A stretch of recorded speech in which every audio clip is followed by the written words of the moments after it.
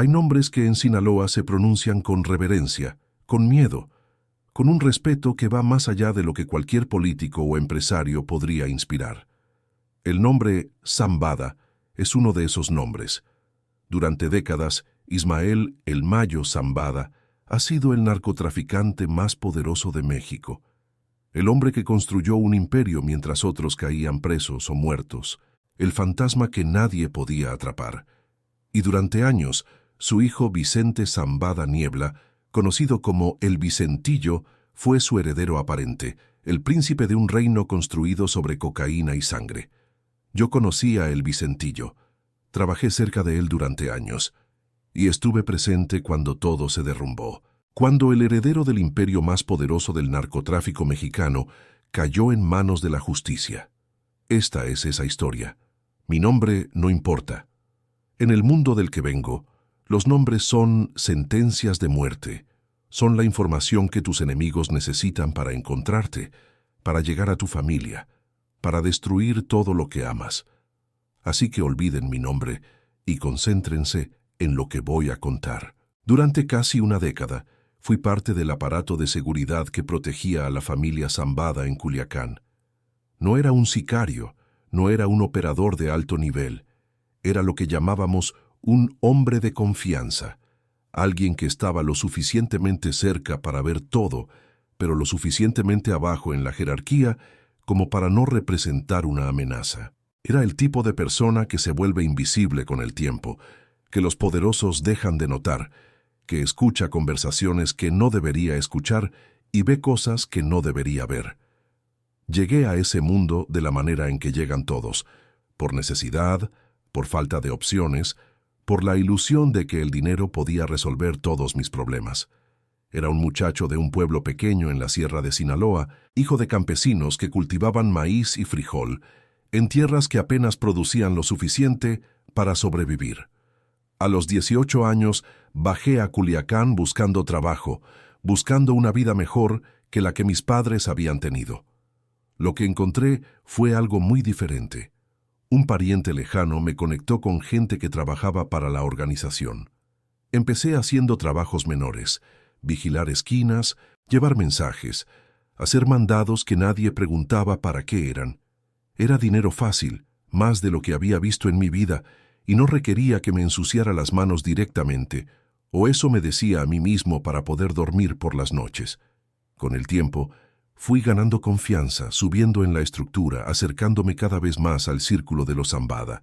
La primera vez que vi a El Vicentillo fue en una fiesta en una de las propiedades de la familia. Era un hombre joven, guapo, con esa confianza que solo tienen los que han nacido en la cuna del poder. Vestía ropa cara. Usaba un reloj que valía más que todo lo que mi familia había ganado en generaciones, y se movía por el lugar como si el mundo le perteneciera, porque en cierto modo le pertenecía. Era el hijo del hombre más poderoso del narcotráfico mexicano, el heredero de un imperio que movía miles de millones de dólares al año. La gente a su alrededor lo trataba con una mezcla de admiración y temor que yo nunca había visto antes. Con los años, fui asignado a trabajar más cerca de la familia.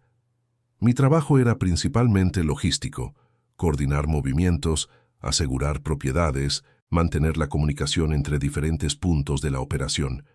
Era un trabajo que requería discreción, lealtad y la capacidad de no hacer preguntas. Las tres cosas que yo había demostrado tener en abundancia. Así fue como terminé conociendo la mansión, la propiedad principal donde El Vicentillo vivía cuando estaba en Culiacán, el lugar que sería el escenario de su caída. La mansión de El Vicentillo estaba ubicada en una de las zonas más exclusivas de Culiacán, un fraccionamiento cerrado donde vivían empresarios, políticos y otros narcotraficantes que preferían mantener un perfil bajo. Desde afuera, parecía simplemente la casa de un hombre rico, tal vez un empresario exitoso o un heredero de alguna fortuna familiar. Los vecinos probablemente sospechaban quién vivía ahí, pero en Sinaloa nadie hace preguntas que no quiere que le respondan. Por dentro, la mansión era otra cosa. Era un palacio de lujo obsceno, diseñado para impresionar y para intimidar. La entrada principal daba a un vestíbulo con pisos de mármol italiano, y una escalera doble que subía hacia los pisos superiores. Había obras de arte en las paredes, algunas de artistas famosos cuyos nombres reconocí de las revistas, otras de artistas locales que probablemente habían sido comisionadas específicamente para ese espacio. Los muebles eran importados de Europa, cada pieza seleccionada por decoradores que cobraban fortunas por su trabajo. El vestíbulo principal conducía a una sala de estar que ocupaba casi la mitad de la planta baja. Había sofás de cuero italiano, mesas de centro con incrustaciones de oro, lámparas de cristal que probablemente costaban más que una casa promedio en Culiacán. Las ventanas daban a un jardín interior con una fuente de mármol, rodeado de plantas tropicales cuidadas por un equipo de jardineros que venía 3 veces por semana. Era como estar en un resort de lujo, excepto que este resort era propiedad de uno de los narcotraficantes más buscados del mundo. La cocina era profesional, equipada con electrodomésticos de acero inoxidable que habrían sido la envidia de cualquier restaurante de alta cocina. Había un chef de planta que preparaba las comidas cuando el Vicentillo estaba en la ciudad, un tipo que había trabajado en restaurantes de renombre antes de ser reclutado por el cartel. La comida que preparaba era extraordinaria. Mariscos frescos traídos diariamente de Mazatlán, carnes importadas de Argentina, ingredientes exóticos que llegaban de todas partes del mundo. El Vicentillo comía mejor que cualquier presidente o magnate empresarial. En el segundo piso estaban las habitaciones principales. El dormitorio de El Vicentillo ocupaba toda un ala de la casa, con una cama king size, un baño con jacuzzi y sauna, un vestidor del tamaño de un departamento y un balcón privado con vista a las montañas. Había también habitaciones para invitados, cada una decorada con un estilo diferente, cada una equipada con todo lo que un huésped pudiera necesitar. Era común que asociados del cartel se quedaran a pasar la noche después de reuniones que se extendían hasta la madrugada. Pero lo más impresionante no era el lujo visible, era lo que estaba oculto. La mansión tenía un sistema de seguridad que habría sido la envidia de cualquier embajada o instalación militar. Cámaras en cada esquina, sensores de movimiento en los jardines, alarmas silenciosas conectadas directamente con el equipo de seguridad. Había un cuarto de pánico en el sótano blindado, con comunicaciones independientes y provisiones para semanas. Había también túneles, porque en Sinaloa toda propiedad importante tiene túneles, rutas de escape que conectaban con otras casas de la zona y que permitían desaparecer en minutos si era necesario. El equipo de seguridad que protegía la mansión era profesional y numeroso. Éramos unos 25 hombres trabajando en turnos, la mayoría exmilitares o expolicías que habían encontrado en el narco un trabajo mejor pagado que el Estado ofrecía. Teníamos armas de alto calibre, equipos de comunicación cifrada, vehículos blindados listos para responder ante cualquier amenaza. Era una pequeña armada privada, dedicada exclusivamente a mantener seguro al heredero del imperio Zambada. El Vicentillo pasaba temporadas en la mansión, aunque nunca se quedaba demasiado tiempo en un solo lugar. Era una medida de seguridad básica, moverse constantemente, nunca establecer patrones predecibles, mantener a los enemigos y a las autoridades siempre adivinando. Cuando estaba en la mansión había una rutina establecida. Se levantaba tarde, desayunaba con calma, pasaba las mañanas atendiendo negocios a través de llamadas y reuniones discretas. Por las tardes, a veces salía a hacer ejercicio o a visitar otras propiedades. Por las noches, frecuentemente había fiestas o reuniones con asociados y amigos. Las reuniones de negocios que presencié, siempre desde la distancia, eran fascinantes en su combinación de profesionalismo y criminalidad. El Vicentillo manejaba el cartel como si fuera una empresa multinacional. Había organigramas, reportes de desempeño, proyecciones de mercado. Hablaba de logística y distribución y márgenes de ganancia, como si estuviera administrando una compañía de importaciones legales. Era un narcotraficante de segunda generación, educado en escuelas privadas, acostumbrado a manejar estructuras complejas, mucho más sofisticado que los capos de la vieja escuela que habían empezado sembrando marihuana en la sierra. Recuerdo una reunión en particular que observé desde mi puesto en el perímetro de la sala de conferencias. Habían llegado 3 hombres de Colombia, representantes de algún cartel de allá, que proveía la cocaína que el cartel de Sinaloa distribuía en Estados Unidos. Vestían trajes de diseñador, hablaban español con ese acento suave de los paisas y traían propuestas de nuevos arreglos comerciales. El Vicentillo los recibió con cortesía pero firmeza, negociando términos, discutiendo precios, estableciendo condiciones. Parecía un ejecutivo cerrando un trato de fusión corporativa, no un narcotraficante acordando el envío de toneladas de cocaína. Las fiestas en la mansión eran legendarias en ciertos círculos de Culiacán. Llegaban invitados de todas partes, empresarios que lavaban dinero para el cartel, políticos que recibían sobornos regularmente, celebridades locales que buscaban la adrenalina de codearse con el poder real. Había música en vivo, a veces grupos famosos de banda o norteño que cobraban fortunas por tocar en eventos privados. Había alcohol de las mejores marcas, drogas disponibles para quienes las quisieran, mujeres hermosas que aparecían de algún lado y desaparecían al final de la noche. En esas fiestas es donde se veía el verdadero poder del Vicentillo. Los hombres poderosos de la sociedad sinaloense hacían fila para saludarlo, para intercambiar unas palabras, para ser vistos en su cercanía. Políticos que en público hablaban contra el narcotráfico, en privado bebían su champán y reían con sus chistes. Empresarios que en sus negocios legales eran ciudadanos ejemplares, ahí mostraban su verdadera lealtad. Era un espectáculo de hipocresía y complicidad que revelaba cómo funcionaba realmente el poder en Sinaloa. Lo que me sorprendía de El Vicentillo era su normalidad aparente. A pesar de ser uno de los narcotraficantes más buscados del mundo, actuaba como cualquier otro hombre joven y rico. Le gustaba la buena comida, la ropa de marca, los carros deportivos. Tenía novia, una mujer hermosa que aparecía en las fiestas y que parecía genuinamente enamorada de él. Hablaba con respeto a los empleados, recordaba los nombres de la gente, trataba a todos con una cortesía que no esperabas de alguien en su posición. Era fácil olvidar, en esos momentos de normalidad, que era el heredero de un imperio construido sobre muerte y destrucción. Pero había otros momentos que te recordaban exactamente quién era y a qué se dedicaba. Las reuniones a puerta cerrada donde se discutían cargamentos y rutas. Las llamadas telefónicas en código que claramente trataban sobre negocios que no eran legales. Los visitantes que llegaban a deshoras, hombres duros con miradas frías que venían a reportar o a recibir instrucciones. Y ocasionalmente, las conversaciones que se escuchaban a medias, menciones de competidores que habían sido manejados, de problemas que habían sido resueltos, de personas que habían desaparecido. El Vicentillo podía ser encantador y educado, pero no había que olvidar nunca que era el heredero del Mayo y que esa herencia venía con sangre. La relación entre el Vicentillo y su padre era complicada, como suelen ser las relaciones entre padres poderosos e hijos que viven bajo su sombra.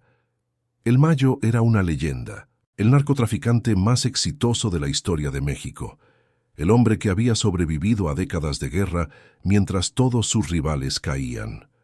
Estar a la altura de ese legado era una presión enorme, y a veces se notaba en el Vicentillo una ansiedad por demostrar que era digno del apellido que llevaba.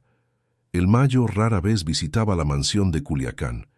Prefería moverse por la sierra, por las zonas rurales donde había nacido y donde se sentía más seguro.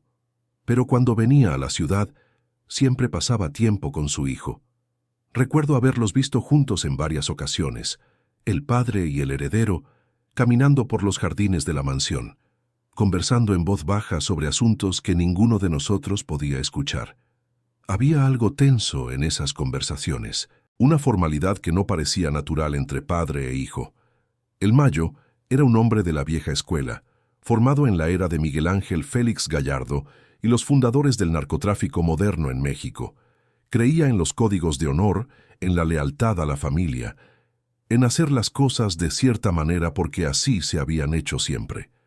El Vicentillo, por otro lado, era producto de una generación diferente. Había estudiado en universidades privadas, viajado por el mundo, absorbido ideas sobre negocios y tecnología que su padre no siempre comprendía. Había tensiones sobre el futuro del negocio. El Vicentillo tenía ideas más modernas, quería expandirse a nuevos mercados, utilizar tecnología más sofisticada, profesionalizar la operación de maneras que la vieja guardia no siempre entendía. Hablaba de diversificación y gestión de riesgos, con un lenguaje que sonaba más a escuela de negocios que a cartel de drogas. Su padre, aunque respetaba su inteligencia, era más cauteloso, más tradicional en sus métodos. No arregles lo que no está roto. Le escuché decir una vez durante una discusión que se filtró más allá de las puertas cerradas. Esas diferencias generaban fricciones que a veces se manifestaban en discusiones acaloradas que todos fingíamos no escuchar. También había presión sobre el Vicentillo para que formara una familia, para que produjera herederos que continuaran la dinastía Zambada. El Mayo venía de una generación donde los hijos eran prueba de virilidad y garantía de continuidad. Pero el Vicentillo parecía reacio a comprometerse de esa manera, prefiriendo relaciones más casuales, disfrutando de su estatus de soltero codiciado. Esa diferencia generacional también generaba tensión, aunque nunca se discutía abiertamente delante de nosotros. Lo que nadie sabía entonces, lo que nadie podía imaginar, era que el Vicentillo estaba viviendo una doble vida que eventualmente destruiría todo. Porque mientras aparentaba ser el heredero leal del imperio de su padre, en secreto estaba en contacto con el gobierno de Estados Unidos. Estaba negociando, planeando, preparando algo que cambiaría el narcotráfico mexicano para siempre. Los rumores sobre problemas empezaron a circular a principios de 2009. Había tensión en el ambiente, conversaciones susurradas entre los jefes de seguridad, miradas preocupadas que antes no existían. Algo estaba pasando, aunque ninguno de nosotros en los niveles bajos sabíamos exactamente qué. Las medidas de seguridad se reforzaron. Los movimientos de El Vicentillo se volvieron más erráticos. Las visitas a la mansión se redujeron drásticamente. Lo que estaba pasando, como supe después, era que la DEA había estado trabajando durante años para penetrar el cartel de Sinaloa. Tenían informantes en varios niveles de la organización, interceptaban comunicaciones, construían casos que eventualmente llevarían a acusaciones formales. Y en el centro de todo eso, aunque nadie lo sabía todavía, estaba el Vicentillo, quien había establecido contacto con las autoridades estadounidenses y estaba proporcionando información a cambio de protección. La captura de El Vicentillo ocurrió el 19 de marzo de 2009. Fue un operativo coordinado entre autoridades mexicanas y estadounidenses, ejecutado con una precisión que sugería que tenían información privilegiada sobre sus movimientos. Lo detuvieron en una de sus propiedades en la Ciudad de México, no en la mansión de Culiacán, donde pasaba la mayor parte del tiempo. Fue como si supieran exactamente dónde iba a estar y cuándo, como si alguien les hubiera dado la información desde adentro. El operativo fue rápido y limpio, muy diferente de las balaceras espectaculares que caracterizan muchas capturas de narcotraficantes en México. Agentes federales rodearon la propiedad en la madrugada, cortaron las comunicaciones y entraron antes de que la seguridad de El Vicentillo pudiera organizar una defensa. Hubo algunos disparos, pero nada comparable a lo que habría sucedido si el cartel hubiera tenido tiempo de responder. En menos de una hora todo había terminado. El heredero del imperio Zambada estaba esposado en la parte trasera de un vehículo federal, camino a la prisión. La noticia se propagó como fuego en pólvora por los canales de comunicación del cartel. Recuerdo el momento exacto en que la supe. Eran las 6 de la mañana. Estaba terminando mi turno de noche en la mansión de Culiacán, cuando el jefe de seguridad irrumpió en la caseta de vigilancia con el rostro demudado. «Cayó el Vicentillo», dijo, y esas 3 palabras cambiaron todo. No necesitó explicar más. Todos entendimos inmediatamente las implicaciones. Yo no estuve presente en la captura, pero recuerdo perfectamente el momento en que recibimos la noticia en Culiacán. Estaba en la mansión, haciendo mi turno de vigilancia, cuando llegó la llamada.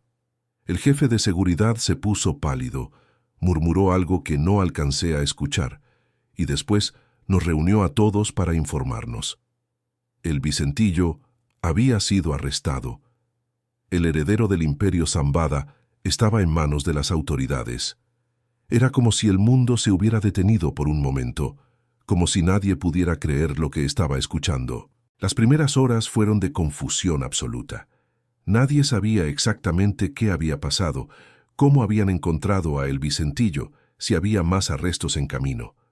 Los teléfonos no paraban de sonar, mensajes llegaban de todas partes pidiendo confirmación, instrucciones, cualquier información que pudiera ayudar a entender la situación. Los jefes intermedios estaban tan perdidos como nosotros, esperando órdenes de arriba que tardaban en llegar. Las horas que siguieron fueron de caos controlado. Había que asegurar la mansión, destruir cualquier evidencia que pudiera comprometer a otras personas, prepararse para lo que vendría. Nadie sabía exactamente qué iba a pasar, si habría más arrestos, si la organización sobreviviría a este golpe. El Mayo, según nos dijeron, estaba furioso y preocupado en partes iguales. Su hijo, su heredero, el futuro del imperio, estaba ahora en una celda esperando extradición a Estados Unidos. La mansión de El Vicentillo quedó en un limbo extraño después de la captura. Oficialmente, nadie la reclamaba. Extraoficialmente seguía siendo propiedad de la familia Zambada, mantenida por un equipo reducido que se aseguraba de que todo estuviera en orden. Yo fui uno de los que se quedó, principalmente porque no sabía qué más hacer y porque irme habría levantado sospechas. Durante meses viví en ese palacio vacío, cuidando los muebles de lujo y las obras de arte, mientras el mundo exterior se derrumbaba. Las noticias sobre El Vicentillo llegaban a cuentagotas. Había sido extraditado a Estados Unidos. Estaba en una prisión federal de alta seguridad. Enfrentaba cargos que podían costarle cadena perpetua. Y después, el rumor más devastador de todos. Estaba cooperando con las autoridades. El heredero del Imperio Zambada se había convertido en informante.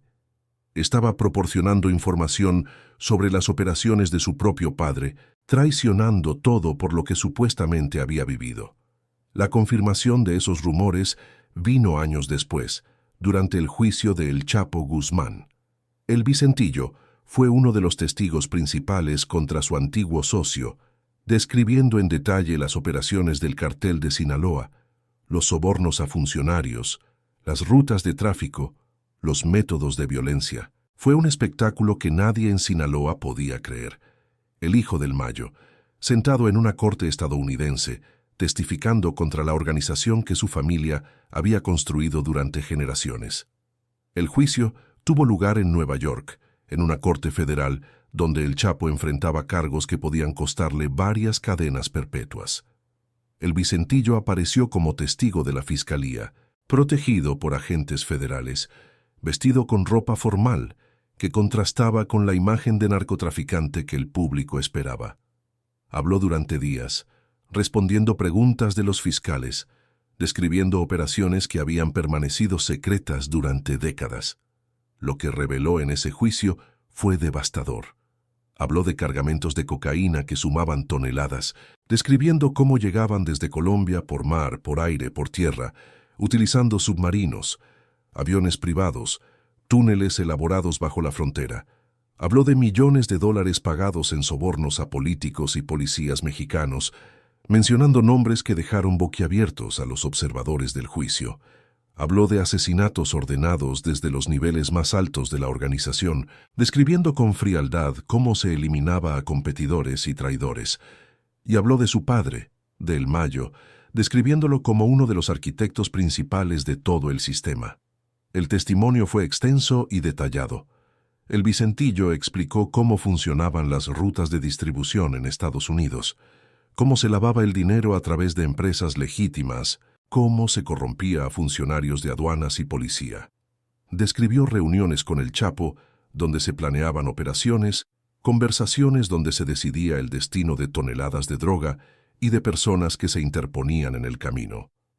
Fue una ventana sin precedentes al funcionamiento interno del cartel más poderoso del mundo. Para los que habíamos trabajado para la familia Zambada, ver esas imágenes del Vicentillo en el estrado fue surreal. El mismo hombre que habíamos visto presidir fiestas en la mansión, que habíamos protegido con nuestras vidas, ahora estaba sentado en una corte gringa, vendiendo a todos los que alguna vez habían confiado en él. Era una traición de proporciones que ninguno de nosotros habría creído posible. Fue una traición de proporciones bíblicas, el hijo vendiendo al padre para salvar su propia piel. Lo que pocos entienden es por qué lo hizo. Las teorías abundan, que fue capturado con tanta evidencia en su contra que no tuvo opción, que los estadounidenses le ofrecieron un trato que no podía rechazar, que había tensiones familiares más profundas de las que aparentaban, que simplemente valoraba su libertad más que su lealtad. Probablemente fue una combinación de todo eso, un cálculo frío en el que decidió que cooperar era su mejor oportunidad de sobrevivir. Para los que trabajábamos para la familia, la traición de El Vicentillo fue un terremoto. De repente, todo lo que habíamos hecho, todo lo que sabíamos, se convertía en un riesgo. Si el hijo del Mayo podía hablar, cualquiera podía hablar. Si él estaba dispuesto a traicionar a su propia sangre, ninguna lealtad estaba garantizada. La paranoia se apoderó de la organización y empezaron las purgas. Gente que había trabajado cerca de El Vicentillo empezó a desaparecer. Algunos arrestados, otros simplemente borrados del mapa. Había que eliminar cualquier cabo suelto que pudiera proporcionar más información a los estadounidenses. Las purgas fueron sistemáticas y despiadadas. Primero cayeron los que habían estado más cerca de El Vicentillo, los miembros de su equipo de seguridad personal, sus asistentes, los operadores que habían trabajado directamente bajo sus órdenes. Después, empezaron a buscar más ampliamente, investigando a cualquiera que pudiera haber escuchado algo, visto algo, sabido algo que los estadounidenses pudieran usar en su contra. Recuerdo el miedo de aquellos meses. Cada vez que llegaba un mensaje inesperado, cada vez que un jefe me llamaba para hablar, sentía que el corazón se me detenía. Había visto lo que le pasaba a los que caían bajo sospecha. No era rápido ni era limpio. Los interrogaban durante días, a veces semanas, extrayendo información con métodos que prefiero no describir. Y después, cuando ya no tenían nada más que dar, los desaparecían. Sus cuerpos nunca aparecían. Sus familias nunca recibían respuestas. Simplemente dejaban de existir, como si nunca hubieran vivido. Lo más perturbador era que las purgas no siempre tenían lógica. A veces caían personas que claramente no sabían nada importante, solo porque alguien las había señalado por envidia o por error. El ambiente de sospecha era tan denso que cualquier comportamiento fuera de lo normal podía convertirse en una sentencia de muerte. Gente dejó de hablarse entre sí, de reunirse fuera del trabajo, de mostrar cualquier signo de amistad. Todos nos convertimos en islas, aislados por el miedo de que cualquier conexión pudiera ser usada en nuestra contra. También estaban los que intentaban huir. Algunos lo lograron, desapareciendo antes de que la organización pudiera alcanzarlos. Otros fueron menos afortunados. Recuerdo a un compañero que intentó cruzar la frontera hacia Estados Unidos, pensando que estaría más seguro del otro lado. Lo encontraron en Arizona 2 semanas después, muerto de una manera que dejaba claro el mensaje. No había escape, no había dónde esconderse. El brazo del cartel era largo, y la memoria del cartel era larga. Yo sobreviví por suerte y por instinto. Cuando vi hacia dónde iban las cosas, empecé a planear mi salida. No fue fácil ni rápido, pero eventualmente logré desaparecer, alejarme del mundo que había conocido durante casi una década, empezar de nuevo en un lugar donde nadie sabía quién era ni de dónde venía. Fue el segundo nacimiento más difícil de mi vida, pero era eso, o terminar en una fosa clandestina como tantos otros. El proceso de escape tomó meses de preparación cuidadosa. Primero, empecé a desviar pequeñas cantidades de mi salario hacia cuentas que nadie conocía, construyendo un fondo de emergencia que pudiera financiar mi desaparición. Después, empecé a crear una identidad nueva.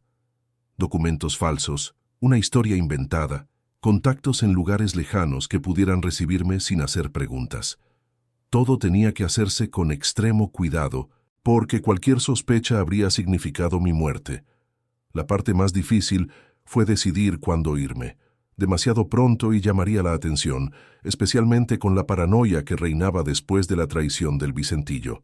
Demasiado tarde, y podría ser uno de los que desaparecían en las purgas que seguían sacudiendo a la organización.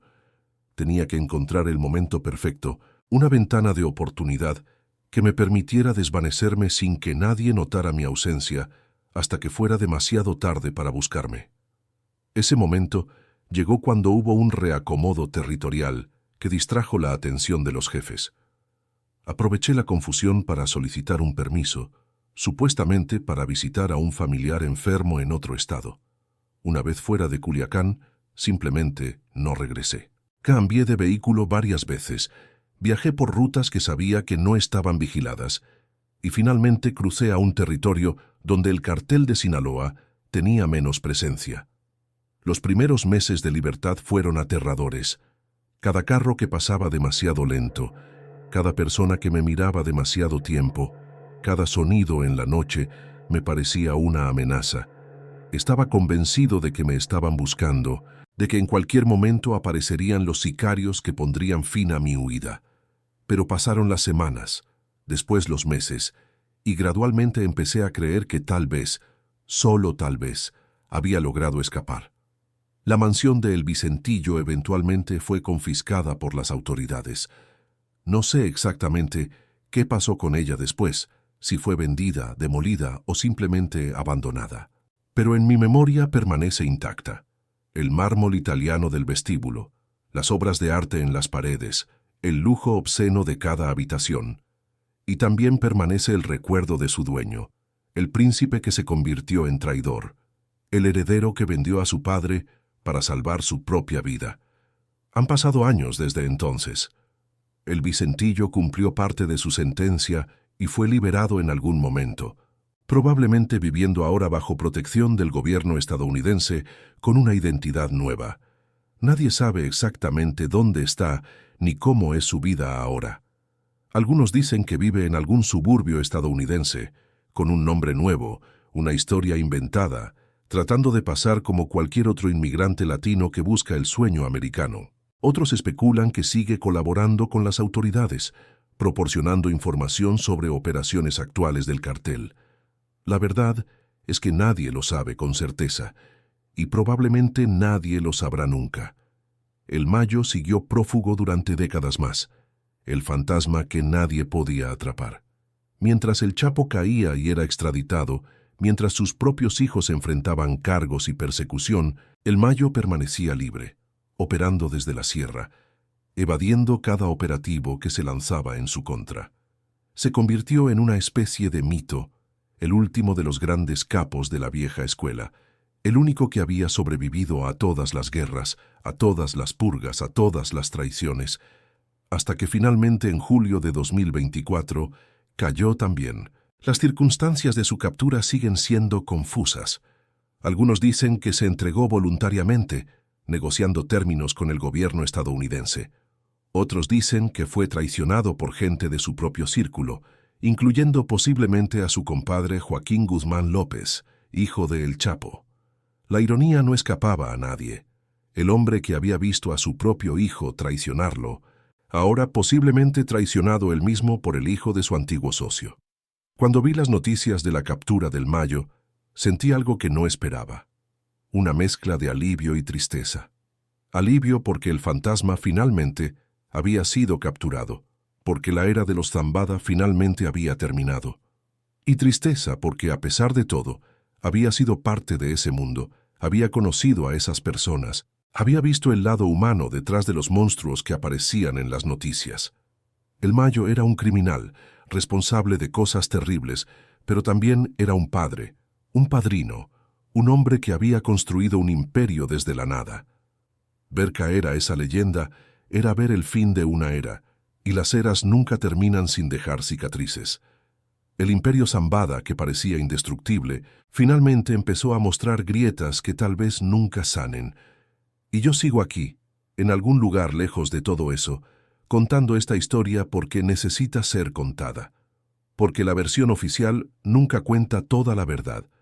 Porque detrás de los titulares sobre capturas y extradiciones Hay historias humanas de lealtad y traición, de poder y caída, de padres e hijos atrapados en un mundo que finalmente los destruyó a todos. La mansión de El Vicentillo fue más que una casa.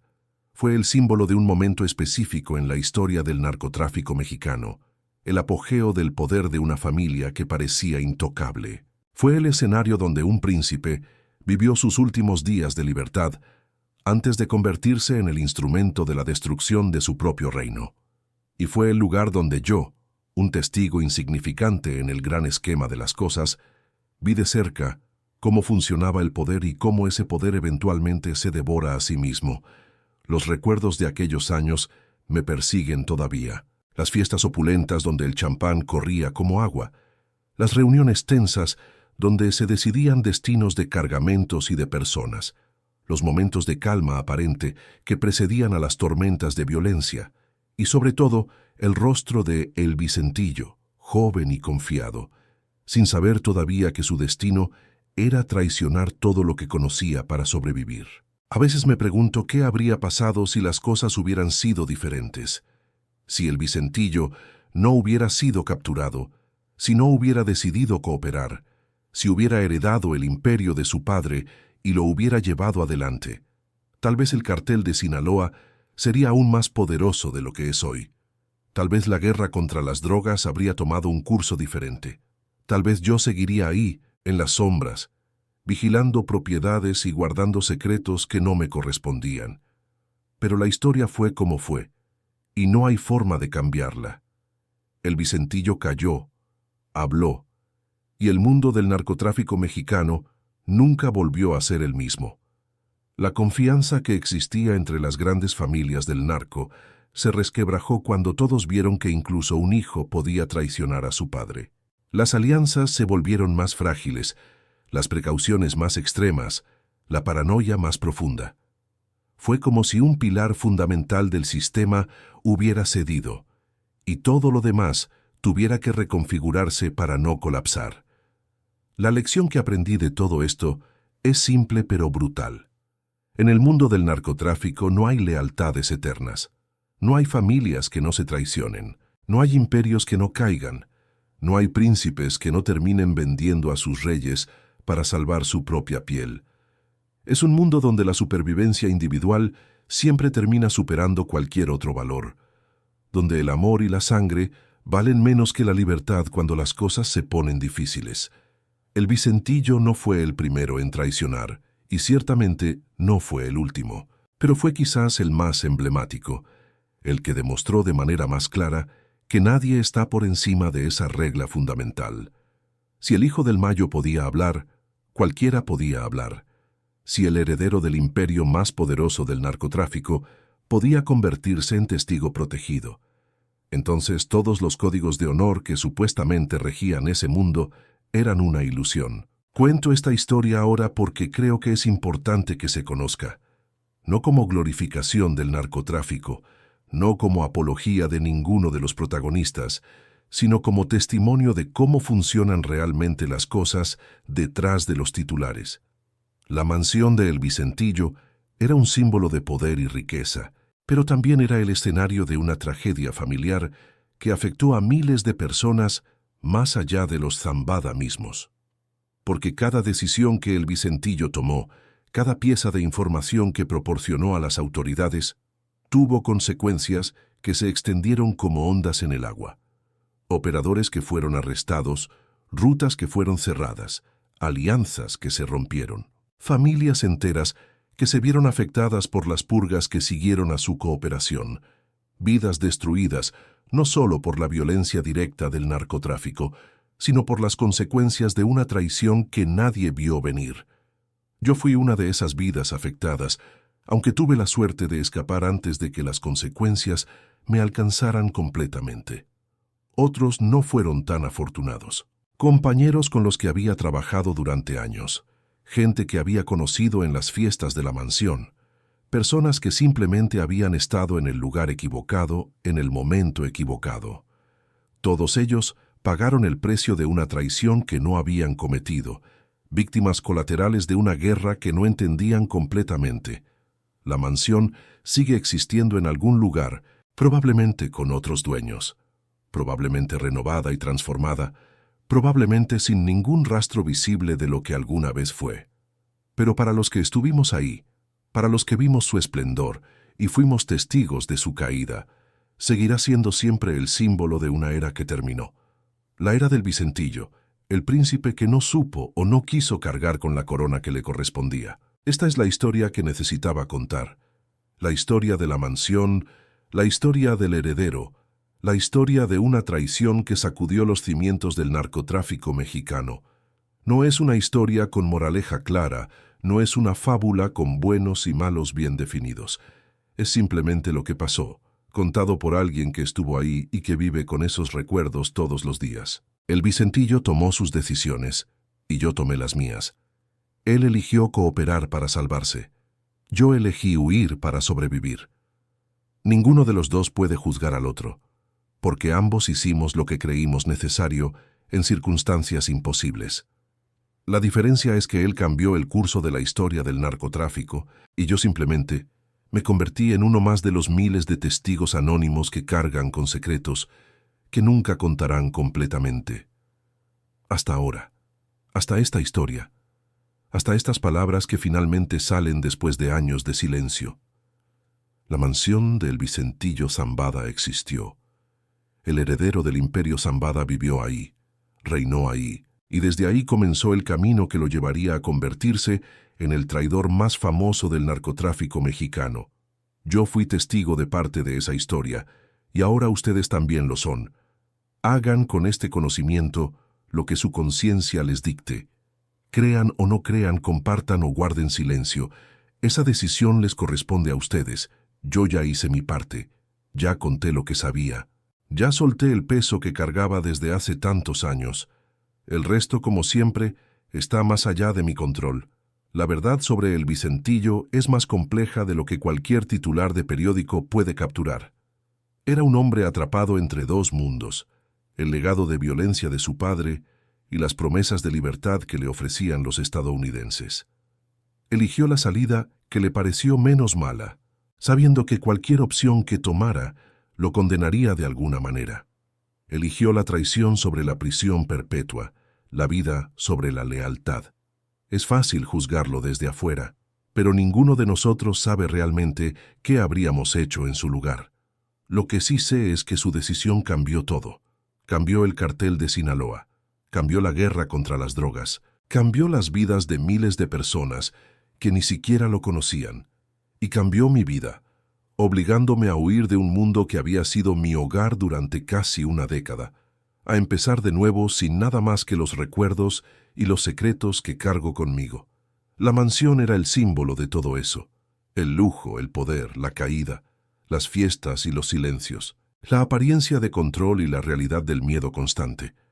Era un microcosmos del narcotráfico mexicano, con toda su opulencia y toda su brutalidad contenidas en unas cuantas hectáreas de propiedad privada. Y ahora esa mansión es solo un recuerdo, como todo lo demás de aquella época. Un recuerdo que comparto con ustedes esperando que sirva de algo, esperando que ilumine aunque sea un poco la oscuridad de un mundo que la mayoría de la gente prefiere no ver. Porque la verdad, por incómoda que sea, merece ser contada. Y esta es mi verdad. La historia de la mansión del Hijo del Mayo. La historia de el Vicentillo Zambada. La historia de una traición que nadie olvidará. Contada por alguien que estuvo ahí, que vio todo, y que finalmente decidió hablar.